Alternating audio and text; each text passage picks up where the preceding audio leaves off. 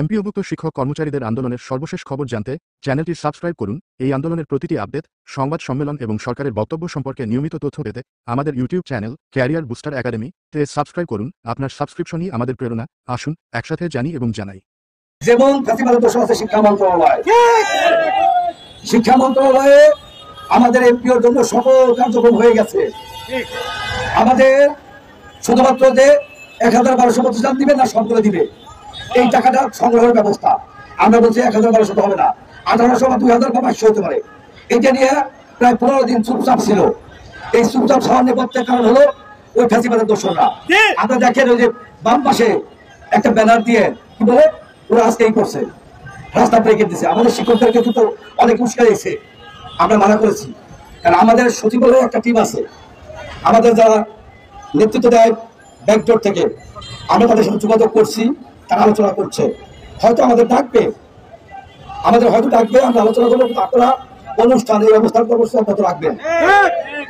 যদি অনেকে হতাশ হবেন না, আমাদের অনাকাঙ্ক্ষিত ঘটনার জন্য আমাদের নন-এমপি শিক্ষকরা কেউ দায়ী না।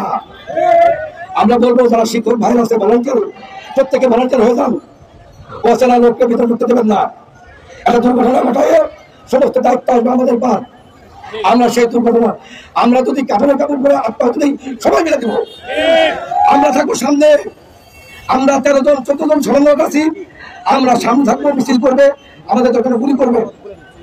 আমরা গুলিবিদ্ধ হয়ে রাজপথে মারা যাবো চোরের মতো, কাপুরুষের মতো। আমরা আইসা চূড়াগুপ্ত হামলা করবো না। আমরা কোন চূড়াগুপ্ত হামলায় বিশ্বাস করি না।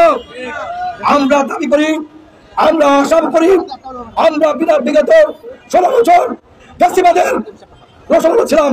আমি চাকরিচ্যুত হয়েছি ১৬ বছর। আমি এখনো চাকরি ফেরত পাই নাই। আমার নামে ২৭টা মামলা হয়েছিল। আপনারা জানেন, আমার আসাদ ভাই বলেছে ৯০-এর সরাসরি বিরোধী আন্দোলনের সর্বদলীয় ছাত্র গণতন্ত্র নেতা জাকপাল শফিউল আলম প্রধানের খুব কাছের ছোট ভাই। আমরা ৯০-এর ছাত্র আন্দোলন করেছি, আমরা হাসিনা বিরোধী আন্দোলন করেছি। আমরা আমাদের ছাত্র ভাইদেরকে নিয়ে, আমাদের সন্তানদেরকে নিয়ে আমরা ফ্যাসিবাদের পতন ঘটিয়েছি। আমরা বলতে চাই, মাননীয় শিক্ষা উপদেষ্টা, মাননীয় শিক্ষা সচিব মহোদয়, আপনাদেরকে আমরা ৩ মাস ১২ দিন সময় দিয়েছি।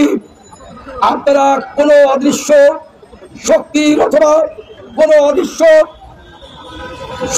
অথবা দুষ্টদের পরামর্শে আপনারা এমপিওর বাজেট দেন নাই, সেটা আমার জানার প্রশ্ন আছে। আজকে দিনের মধ্যে বেলা ৩টার মধ্যে আপনার এমপিওর জন্য সুস্পষ্ট বাজেট ঘোষণা করতে হবে এবং সমস্ত প্রিন্ট মিডিয়া, ইলেকট্রনিক্স মিডিয়া, সমস্ত ব্রেকিং নিউজ আসতে হবে। নন এমপিওর শিক্ষকদের জন্য ১,০০০ কোটি টাকা বরাদ্দ দিতে হবে। এটা আমাকে অর্থ মন্ত্রণালয় বলেছে, শিক্ষা মন্ত্রণালয় বলেছে। এমপিওর জন্য টাকা পয়সা কোনো বড় ফ্যাক্টর না। ৮০০-১,০০০ কোটি টাকা এটা খুব কঠিন বিষয় না বর্তমান সরকারের জন্য। শুধু বিষয় হলো মানসিকতা। এই সরকারের ভিতরে ঘাপটি মারা কিছু দালাল আছে, শেখ হাসিনার পৃষ্ঠপোষক, ওরা এগুলো করতে বাধা দিয়েছে। আমি বলবো আমাদের সিনিয়র সচিব সিদ্দিক জুবায়ের স্যার, আপনার স্যার উপদেষ্টা মহোদয়, আপনি মাননীয় প্রধান উপদেষ্টা মহোদয়ের সাথে আলাপ করে আজকে ৩টার মধ্যে এমপিওর জন্য ৮০০ থেকে ১,০০০ কোটি টাকা বরাদ্দ রাখেন। আমরা রাজপথ থেকে মিষ্টি মুখ করে আমরা বাড়ি ফিরে যাবো।